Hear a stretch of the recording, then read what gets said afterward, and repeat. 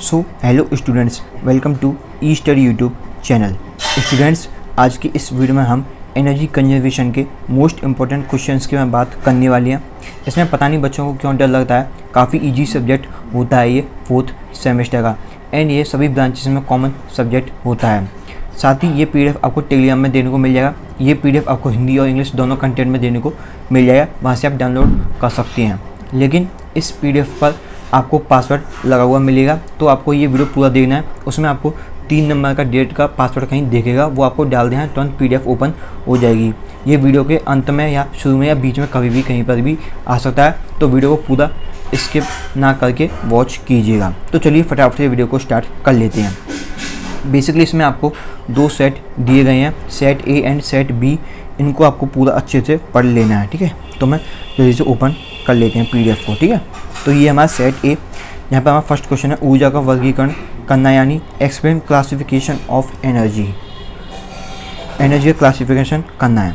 Second question है हमारा energy में उपयोग का जलवायु पर क्या प्रभाव पड़ेगा, यानी explain impact of energy usage on climate.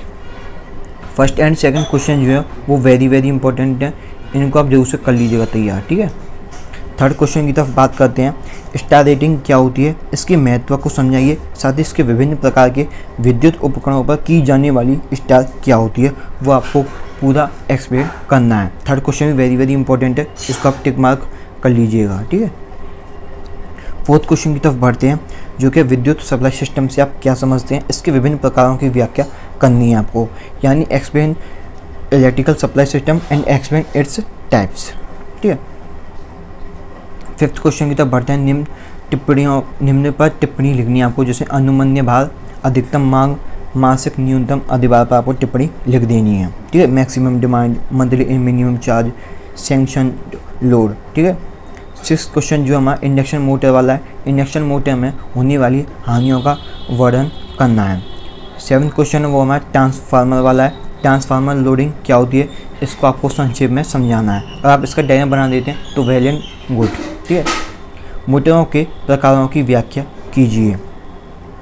जो मोटर के प्रकार उनकी व्याख्या करनी है, यानी टाइप्स ऑफ मोटर्स के ऊपर पूरा एक्सप्लेन करना है आपको। नेक्स्ट क्वेश्चन आप पंप वाला है। पंप वाला जो चैप्टर है वो वेरी इंपॉर्टेंट है, उसको आप जरूर से करिएगा।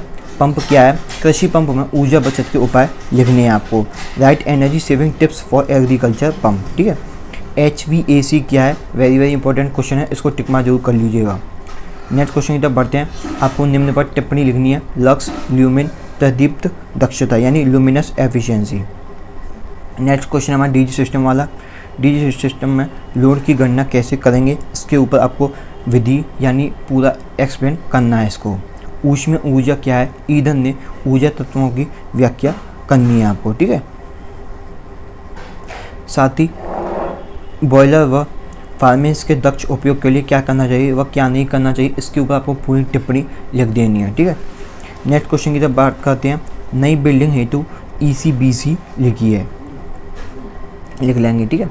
16 क्वेश्चन वो हमारा को जनरेशन सिस्टम क्या होता है, इसके कोई भी 2 टाइप्स आपको बताने हैं। 17th क्वेश्चन में आपको टिप्पणी करनी है प्रकाश, AC रूम एंड रेफ्रिजरेटर के ऊपर। निम्न में ऊर्जा बचत के उपाय बताने हैं आपको, ठीक है। लास्ट क्वेश्चन हमारा इस सेक्शन सेट ए का एनर्जी ऑडिट क्या है, किसी प्लांट के लिए एनर्जी ऑडिट का फॉर्मेट आपको बताना है, उसका आपको पूरा एक्सप्लेन करना है, ठीक है। हम बात करते हैं सेट बी की तरफ। इसमें आपका फर्स्ट क्वेश्चन जो है वो है explain the capacity factor of solar and wind power generator. सौर व वायु पावर जनरेटर की कैपेसिटी फैक्टर की व्याख्या करनी है। वेरी इंपॉर्टेंट क्वेश्चन है, 5 नंबर में डेफिनेटली पूछने को आ सकता है। ग्लोबल फ्यूल रिजर्व क्या है, इसके ऊपर संक्षिप्त में टिप्पणी करनी है, ये भी 5 नंबर में आ सकता है। थर्ड बार जो क्वेश्चन है वो है ऊर्जा संरक्षण एक्ट 2001 क्या है, 2010 में इसमें क्या संशोधन किए गए थे, इसके ऊपर आपको पूरी टिप्पणी करनी है। एंड मैं बता देता हूँ, ये जो फर्स्ट थर्ड जो क्वेश्चन है ये 5 नंबर के हैं, कोई सा भी इसमें से पूछने को आ सकता है, तो जो उससे तलिया कर लीजिएगा, ठीक है। बात करते हैं फोर्थ क्वेश्चन की तरफ। इलेक्ट्रिकल सप्लाई सिस्टम का सिंगल लाइन डायग्राम बनाना है इसको। डायग्राम वाला क्वेश्चन है, तो जितने भी डायग्राम वाले क्वेश्चन हैं सबको रट के जाइएगा, ठीक है, कोई सा भी आ सकता है। नेक्स्ट क्वेश्चन है ट्रांसफार्मर क्या है, इसमें होने वाली हानियों की व्याख्या भी करनी है। शक्ति गुणक को सुधारने की विधियों की व्याख्या करनी है, यानी explain the methods how to improve power factor. ठीक है, शक्ति गुणांक को ही हम पावर फैक्टर कहते हैं। नेक्स्ट क्वेश्चन है ऊर्जा दक्ष मोटर की विशेषताओं का वर्णन कीजिए, यानी explain characteristics of energy efficient Motors. फिर आपको बताना है विभिन्न प्रकार के वायु संपीड़कों की सूचना दीजिए, यानी एयर कंप्रेसर के डिफरेंट टाइप्स को बताइए एंड इसमें से किसी एक पर व्याख्या करनी है आपको। EER क्या है, विभिन्न प्रकार के लैंप का वर्गीकरण कीजिए व किसी एक को संक्षेप में समझाइए, यानी आपको पूरा लैंप का पहले क्लासिफिकेशन लिख देना पूरा, फिर उसमें से आपको किसी एक को डीप में समझा देना है। ठीक है, DG सिस्टम क्या है, इसकी व्याख्या करनी है। भाप के दक्ष उपयोग से आप क्या समझते हैं, यानी what do mean by efficient steam utilisation. ठीक है, 13 क्वेश्चन हमारा बॉयलर का वर्गीकरण कीजिए व किसी एक बॉयलर का वर्णन करना है आपको, यानी right the classification of boiler, explain any one. ECBC क्या है, इसका विशेषता बतानी है आपको। ECBC की वेस्ट हीट रिकवरी सिस्टम क्या होता है, इसके प्रकार लिखिए, इसके महत्व भी बतानी है। यहाँ इंपॉर्टेंस क्या है, इसके टाइप्स क्या है, सब बताना है आपको। ये यातायात, जल पंप, ब्लोअर व कंप्यूटर में एनर्जी सेविंग टिप्स के उपाय लिखनी है आपको, एनर्जी सेविंग टिप्स बताना है आपको। और ये हमारा लास्ट क्वेश्चन इस सेट बी का, एनर्जी ऑडिट में प्रयोग होने वाले उपकरणों की सूची देनी है आपको, यानी in list the energy audit instrument. तो ये हैं आपके सेट ए और सेट बी के क्वेश्चंस। सेट बी में हमारे 17 क्वेश्चन हैं एंड सेट ए में हमारे 18 क्वेश्चंस हैं। तो 18 36 में से गया तो 35 क्वेश्चन है टोटल।